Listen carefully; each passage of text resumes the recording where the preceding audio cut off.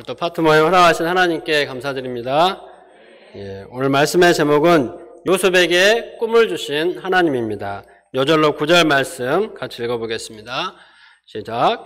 요셉이 다시 꿈을 꾸고 그의 형들에게 말하여 이르되 내가 또 꿈을 꾼즉 해와 달과 11별이 내게 절하도이다 하니라. 사랑의 하나님 아버지, 귀한 파트 모임 허락하시고 우리 목자 양님들을 불러주셔서 함께 하나님을 찬양하며 또 주신 말씀을 듣고 주님께 예배드리게 하심을 감사합니다.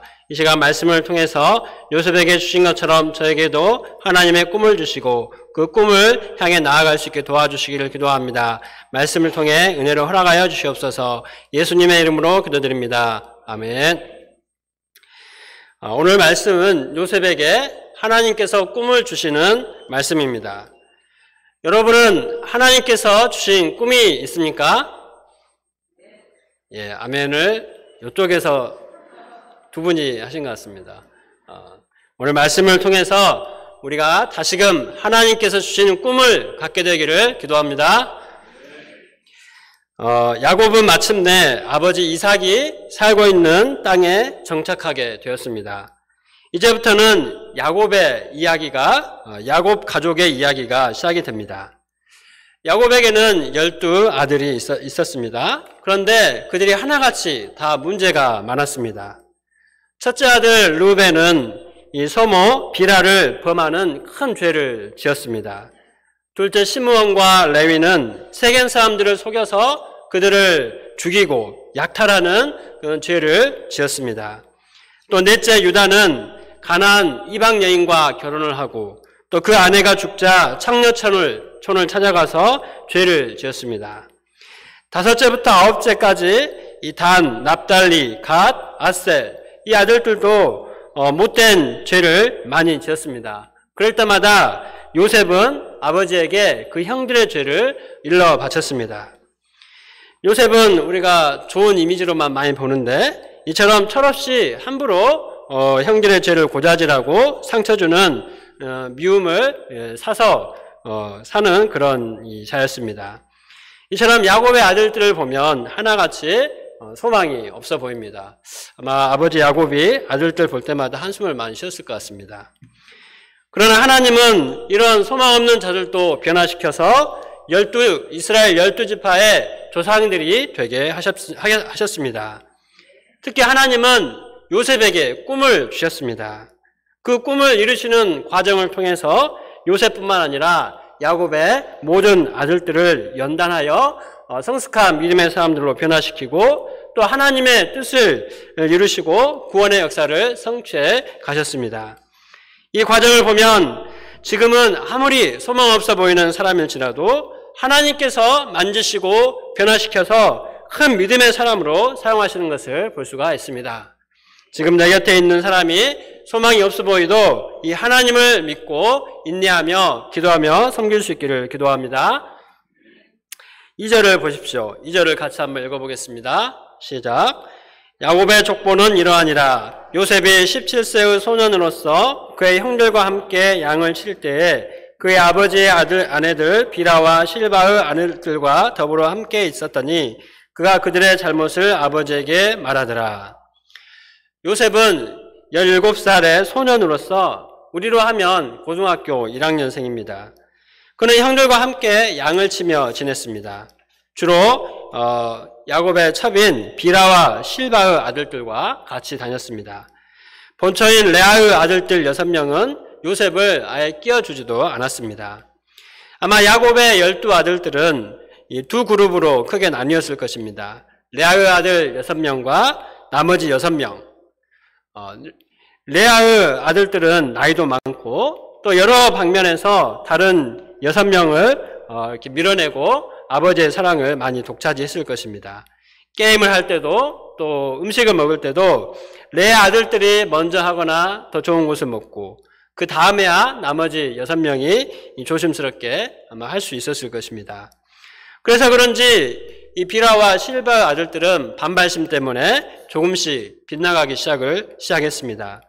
그들과 함께 있던 요셉은 형들의 잘못을 아버지에게 일러 바쳤습니다. 형들은 그런 요셉을 미워할 수밖에 없었습니다. 요셉은 여기도 처이고 저기서도 처이는 그런 신세였습니다. 그러나 요셉은 야곱이 노년의 얻은 아들이었기 때문에 다른 어떤 아들들보다 특별한 사랑을 많이 받았습니다. 더구나 라헬의 아들이었기 때문에 더 많은 사랑을 받았습니다. 다른 아들들이 평범한 옷을 입을 때 야곱은 요셉에게만 채색 옷을 입혔습니다. 이 채색 옷은 당시에 귀족들이나 입는 아주 화려하고 긴 옷을 말합니다. 요즘으로 치면 굉장히 비싼 고급 명품 옷을 특별히 요셉에게만 지어 입힌 것입니다. 형들은 채색 옷을 입은 요셉을 보면 심사가 뒤틀렸습니다. 시기 질투심에 사로잡혀 안 그래도 아버지에 대한 반발심이 있는데 요셉을 더 미워하게 되었습니다. 그래서 4절에 보면 형들은 요셉에게 안녕이라는 이 말조차 편안하게 할 수 없을 정도였습니다. 그런데 형들은 요셉을 더 미워하게 되는 사건이 일어났습니다. 5절을 보십시오. 요셉이 꿈을 꾸고 자기 형들에게 말하며 그들이 그를 더욱 미워하였더라. 요셉의 꿈 이야기가 형들의 미움을 더욱더 커지게 한 것입니다. 그 꿈의 내용이 무엇입니까? 7절과 8절을 같이 한번 읽어보겠습니다. 시작. 우리가 밭에서 곡식단을 묶더니 내 단은 일어서고 당신들의 단은 내 단을 둘러서서 절하더이다. 그의 형들이 그에게 이르되 내가 참으로 우리의 왕이 되겠느냐, 참으로 우리를 다스리겠느냐 되겠느냐 하고 그의 꿈과 그의 말로 말미암아 그를 더욱 미워하더니. 형님들, 우리가 밭에서 곡식단을 묶고 있는데 내 단이 일어서고 형님들의 단은 내게 절하더이다. 정말 놀랍고 신기하죠? 이렇게 신나게 와서 이 자기의 꿈 이야기를 말할 때 형들은 어떤 마음이었을까요? 안 그래도 미워 죽겠는데 이 자식이 나를 놀리는가? 아마 그런 생각이 했을 것입니다. 동생 요셉이 형들의 왕이 되어서 다스린다는 것은 상상을 할 수 없는 일입니다. 요즘도 서열이 중요시되는데 당시 그 고대 사회는 얼마나 더 중요했겠습니까? 형들 사이에 동생이 왕이 되어 다스린다는 것은 장자의 명분을 아래 동생이 가진다는 것을 의미합니다. 야곱이 꿈을 통해서 하나님의 음성을 들은 것처럼 이 요셉이 꾼 꿈은 하나님이 계시로 주신 것입니다. 당시에는 이 사람들은 신들이 어떤 계시를 줄 때 꿈이나 환상을 통해서 준다고 생각을 했는데 하나님도 요셉 같은 경우에 꿈을 통해서 이 뜻하신 바를 말씀하신 것입니다. 그래서 11절에 보면 아버지 야곱은 요셉이 꾼 그 꿈의 내용을 말할 때 그것을 마음에 간직했다고 했습니다.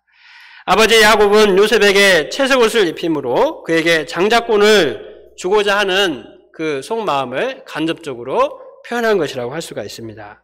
게다가 하나님께서 꿈까지 특별히 요셉에게만 꾸게 하신 것을 통해서 하나님이 요셉을 이 모든 형제들의 장자로 세우셨다는 것을 의미하는 것입니다. 요셉의 장자의 명분은 아버지가 채색 옷을 입힘으로써 확인되었고 무엇보다 하나님께서 꿈을 꾸게 하심으로써 다시 한번 확실하게 도장을 찍어주는 것과 같았습니다. 그래서 형들은 자기들이 날마다 애써서 양을 치는데 일도 하지 않은 요셉이 장자의 몫인 두 몫을 가져간다고 생각하면 이것은 도저히 용납할 수가 없는 일이었습니다. 이런 상황에서 볼 때 요셉의 이 꿈 이야기는 형들의 분노를 살 수밖에 없었고 더욱더 미움을 받을 수밖에 없는 그런 상황이었습니다. 9절에서 11절을 같이 한번 다시 읽어보겠습니다. 시작. 요셉이 다시 꿈을 꾸고 그의 형들에게 말하 이르되 내가 또 꿈을 꾼즉 해와 달과 11별이 내게 절하더이다 하니라. 그가 그의 꿈을 아버지와 형들에게 말하매 아버지가 그를 꾸짖고 그에게 이르되 내가 꾼 꿈이 무엇이냐? 나와 내 어머니와 내 형들이 참으로 가서 땅에 엎드려 내게 절하겠느냐? 그의 형들은 시기하되 그의 아버지는 그 말을 간직해 두었더라. 요셉의 두 번째 꿈은 해와 달과 11별이 요셉에게 절한다는 내용이었습니다. 이 꿈의 의미는 무엇입니까? 야곱은 부모와 형들이 잘하는 것으로 해석을 했습니다. 앞에서 첫 번째 꿈을 다시 한번 확인해 주는 그런 꿈입니다. 같은 꿈을 두 번 반복해서 꿈으로써 요셉의 장자의 명분이 확실하게 주어진 것을 의미합니다. 그러나 요셉의 그 모든 생애를 살펴볼 때 단순히 한 가문의 장자권을 뛰어넘어서 하나님께서 그를 세상의 구원자로 세우실 것을 의미하는 내용의 꿈입니다. 뒤에서 요셉이 애굽의 총리가 되었을 때 바로가 요셉에게 이름을 이렇게 바꾸어 줍니다. 사브낫 바네아. 창세기 41장 45절에 보면 이 바로가 요셉의 이름을 사브낫 바네아로 바꾸어 주는데 그 의미가 바로 세상의 구주라는 뜻입니다. 너는 온 세상을 구원하는 자다, 이런 의미입니다. 실제로 요셉은 대흉년의 때에서 애굽 사람들뿐만 아니라 당시 고대 군동의 많은 사람들의 생명을 구원해냈습니다. 그래서 모두가 요셉을 존경하며 무릎을 꿇고 절하게 되었습니다. 하나님께서 그 꿈대로 모든 것을 이루신 것입니다. 요셉이 꿈 이야기를 하는 구절을 원어로 보면 형님들 잘 들어보세요 하고 신나서 말하는 그 감탄사가 나오는데 3번이나 연달아서 쓰고 있습니다. 이것은 요셉이 하나님이 주신 꿈 이야기를 하면서 너무나 흥분이 되어 있고 또 말하고 싶어서 어쩔 줄 몰라 하는 것을 보여줍니다. 하나님이 주신 꿈, 하나님이 주신 비전, 하나님의 기대와 소망으로 요셉은 흥분이 되었습니다. 요셉은 그 꿈에 자신도 모르게 감동이 되었습니다. 사람이 무엇인가 감동을 받게 되면 누구에게 이야기를 하지 않고는 못 견딥니다. 심지어 연예인을 보거나 이번에 전남대에 무슨 걸그룹이 온다, 제가 이런 말을 했더니 와, 우리 애들이 너무 좋아하는데 꼭 데리고 와야 되겠다 봐, 이렇게 말하는 분이 있었습니다. 이런 것에도 감동하면 막 말하지 않고 배길 수가 없는데 하나님이 주신 꿈과 비전을 갖게 되면 얼마나 더 하겠습니까? 요셉은 꿈꾸는 자라는 별명을 가졌습니다. 꿈꾸는 자라는 별명이 붙은 것을 보면 그가 반복해서 꿈 이야기를 했음을 알 수가 있습니다. 나아가 요셉은 그 꿈이 하나님이 주셨기 때문에 반드시 이루어질 것이라는 확신을 갖고 있었습니다. 요셉의 꿈은 하나님께서 주신 것입니다. 요셉의 인생을 통해서 장차 하나님이 하고자 하시는 일을 꿈으로 알려주신 것입니다.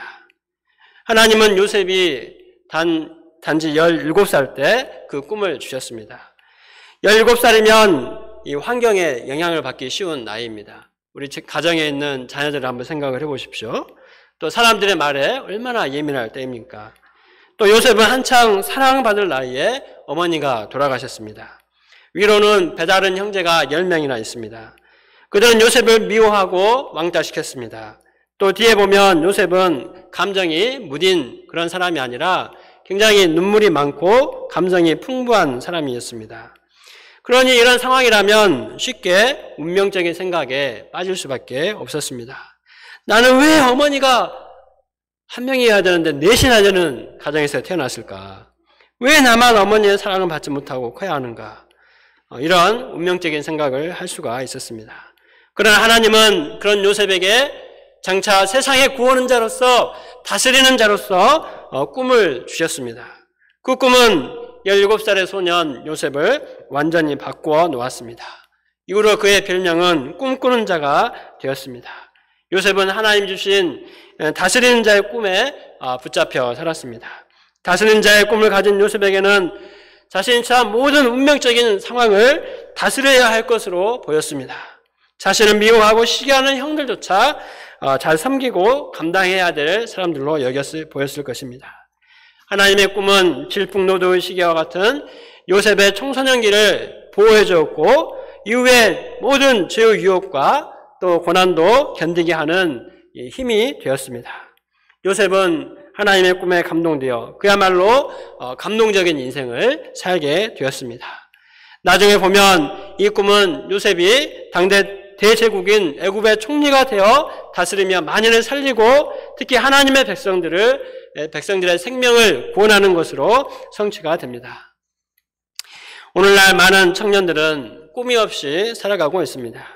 대학에 들어와서 하는 걱정, 하는 생각이 어떻게 하면 학점을 좀 잘 받아볼까? 학점 걱정과 또 학비 걱정, 취업 걱정, 이런 것들이 대부분입니다. 불공정하고 불평등한 이 사회 구조를 경험하면서 분노하고 좌절합니다. 그래서 한때 해일조선, M4세대, 이생망 이런 말들이 날마다 우리 귀에 들렸습니다. 그러나 잠언 29장 18절은 꿈이 없으면 사람이 방자해진다 이렇게 말했습니다. 꿈이 없으면 인생을 함부로 살게 되고 그 귀한 인생을 탕진하게 됩니다. 그래서 많은 청년들이 컴퓨터와 스마트폰 앞에서 게임을 하거나 또 음란한 영상을 보면서 시간을 보내기 일쑤입니다. 정말 우리가 한 번뿐인 인생을 이렇게밖에 살 수가 없는 것일까요? 금수저로 태어나지 않는 이상, 또 이 사회 구조가 완전히 막 바뀌어서 그렇게 되지 않는 이상 우리 인생이 달라질 수가 없을까요? 결코 그렇지 않습니다. 하나님은 사람을 창조하실 때 환경의 지배를 받는 운명적인 존재로 만들지 않으셨습니다. 하나님의 형상으로 사람을 창조하시고 생육하고 번성하고 다스리는 존재로 하나님께서 사람을 창조하셨습니다. 이런 하나님의 창조의 목적대로 살기 위해서는 우리가 하나님의 꿈을 갖게 되면 됩니다.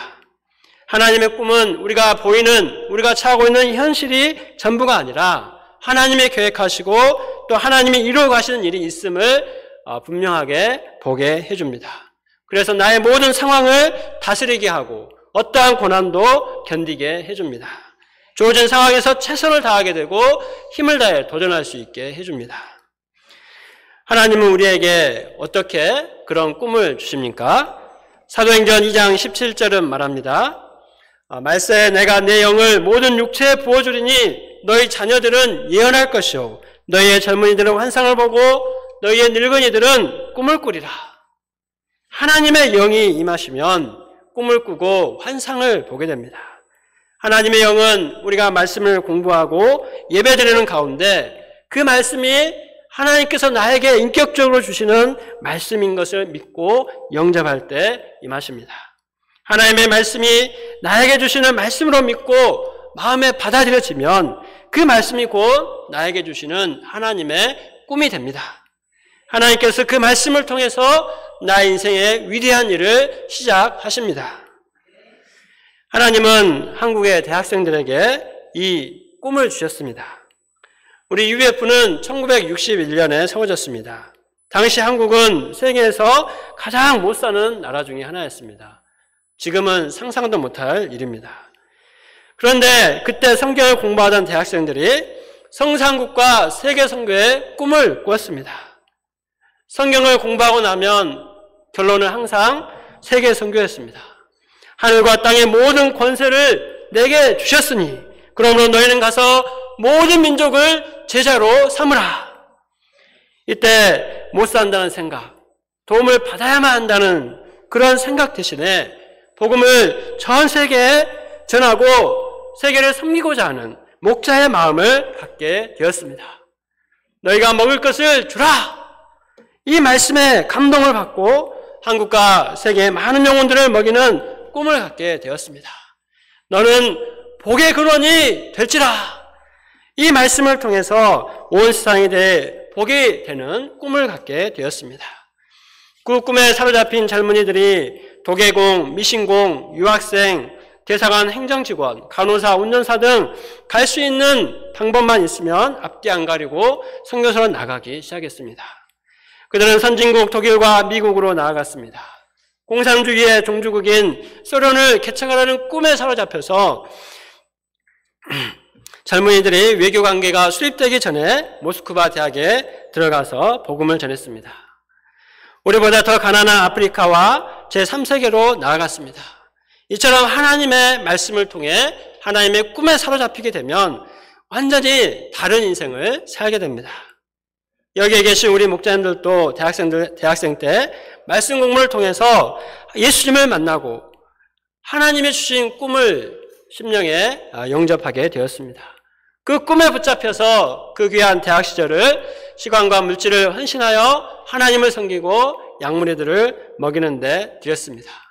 그 꿈이 지금까지 우리를 이곳에서 하나님을 섬기고 양들을 먹이는 목자의 삶을 살게 하고 있습니다.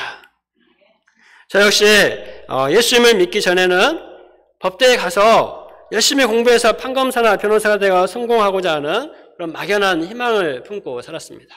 그래서 열심히 공부하여 전남대 법대에 입학을 했습니다. 그러나 힘들게 대학에 오기는 왔지만 제 인생에 어떠한 희망도 보이지 않는 것 같았습니다. 내 인생이 너무나 허무하고 무의미하게 느껴졌습니다. 열심히 공부를 하고 싶었지만 도무지 의욕이 생기지 않았습니다. 왜 그런지 전혀 알 수가 없었습니다. 이런 저에게 목자님과의 1:1 말씀 공부는 삶의 새로운 활력이 되었습니다. 성경 말씀을 통해서 내 인생이 허무하고 무의미한 인생이 아니라 하나님이 심히 기뻐하신 존재요, 하나님의 영광을 위해 살아야 함을 알게 되었습니다. 그래서 열심히 말씀을 전하고 양들을 돕는 목자님들처럼 하나님의 양무리를 먹이는 삶이 어떤 삶보다 의미 있고 가치 있게 보였습니다. 저도 목자의 삶을 사모하게 되었습니다. 생판 모르는 학생들에게 다가가서 말씀을 전하고 그들을 1:1 성경부에 초청하고 이렇게 단위해서 하나님의 말씀을 전하기까지는 정말 수많은 연단과 훈련과 오랜 시간이 필요했습니다. 그 시간과 과정들이 너무 힘들 때도 있었습니다. 그러나 이 삶이 하나님께서 나에게 주신 꿈과 비전의 성취임을 생각할 때 기꺼이 1:1 성경생이요, 메신저요, 목자의 삶을 살 수 있었습니다. 하나님은 디모데후서 2장 15절, 너는 진리의 말씀을 옳게 분별하며 부끄러울 것이 없는 일꾼으로 인정된 자로 자신을 하나님 앞에 드리기를 힘쓰라. 이 말씀을 목자 생활의 요절로 주셨습니다. 저는 하나님의 진리의 말씀을 옳게 분별하고 선포하고 증거하는 하나님의 일꾼이 될 것과 한 영혼을 구원하기까지 섬기는 자로 살 꿈을 갖고 목자 생활을 했습니다. 전남대 제대 양성과 선교사 파송, 새로운 캠퍼스 개척, 세계 선교의 꿈을 갖고 목자 생활을 시작을 했습니다. 그 꿈을 이루기까지 많은 어려움이 있었고 지금도 그 어려움을 헤쳐나가고 있습니다. 아무리 힘들고 어려워도 멈추지 않고 하나님 주신 꿈을 붙잡고 믿음의 싸움을 계속하고 있습니다. 하나님께서 저의 믿음의 싸움을 축복하시고 말씀을 통해 주신 꿈대로 이루실 것을 믿습니다. 하나님은 요셉에게 꿈을 주시고 그 꿈을 이루기까지 상상치도 못한 고난을 받게 하셨습니다. 형들은 자신들의 안부를 물으러 오는 요셉을 보고 말했습니다. 18절에서 20절 말씀입니다. 같이 한번 읽어보겠습니다.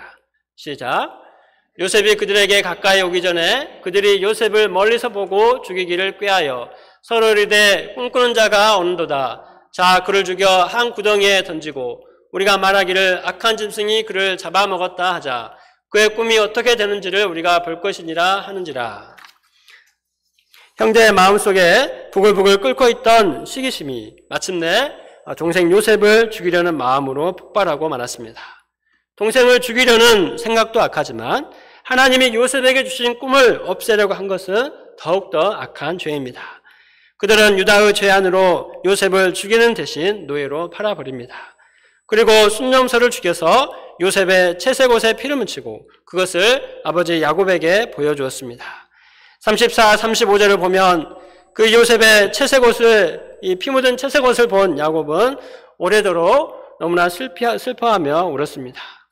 야곱이 너무나 강한 사람인데 이렇게 눈물을 흘리며 울었다는 기록은 이 구절밖에는 없습니다. 사랑하는 라헬이 죽었을 때도 울었다는 기록이 없는데 아들 요셉이 죽었다는 소식을 듣고 이렇게 울고 있습니다. 죄 지은 아들들은 아무 말도 하지 않고 침묵하고 있는데 아버지 야곱은 지옥에 내려가는 고통을 안고 눈물을 흘리고 있습니다. 야곱의 눈물은 그 요셉을 노예로 팔아버린 그 아들들의 죄가 얼마나 크고 무서운가 그 죄의 무게를 보여주고 있습니다. 마치 십자가에서 고통을 받는 예수님이 우리의 죄의 크기를 우리의 죄를 대신 감당하며 소리 지르시고 죽으시는 것처럼 말입니다. 또한 야곱의 눈물은 요셉의 형들에게 오랫동안 회개를 촉구하는 메시지로 마음에 남게 되었습니다. 요셉은 하나님이 주신 꿈을 꾸었지만 그 꿈을 이루기까지는 대가가 필요합니다. 요셉의 꿈은 세상의 구원자가 될 큰 꿈이기 때문에 그냥 이루어지지 않습니다. 꿈이 크면 클수록 대가도 큽니다. 형들의 미움을 받아 노예로 팔리고 억울한 누명을 쓰고 죄수가 되기도 합니다. 그러나 하나님이 요셉의 마음에 새겨주신 꿈은 그를 항상 견고하게 지켜주었습니다. 노예로 팔려갔지만 그의 꿈은 팔려가지 않았습니다. 그의 채색 옷은 갈갈이 찢어졌지만 그의 꿈은 오히려 더욱 견고해졌습니다. 형들은 요셉을 팔아 하나님이 주신 꿈을 짓밟고자 했지만 역설적으로 그것이 요셉에게 주신 하나님의 꿈을 이루는 출발점이 되었습니다. 우리도 하나님 주신 꿈을 가지고 살아갈 때 많은 고난이 있었습니다. 그 고난 앞에 좌절하기도 하고 후회도 하기도 했습니다. 그러나 하나님이 주신 그 꿈으로 말미암아 모든 고난을 극복하고 여기까지 왔습니다. 또 오늘 또 내일 또 계속해서 하나님의 꿈을 품고 그 꿈을 이루시기까지 나아갈 것입니다. 결론적으로 우리는 오늘 말씀을 통해서 하나님께서 요셉을 택하시고 그에게 꿈을 주신 것을 배웠습니다. 우리도 하나님의 말씀을 통해 하나님께서 꿈을 꾸게 해주시기를 기도합니다. 그 꿈이 이루기까지 연단받기를 두려워하지 말아야겠습니다. 그래야 하나님이 주신 꿈을 이루는 하나님 역사에 쓰임받는 축복의 사람들이 될 수 있기를 기도합니다.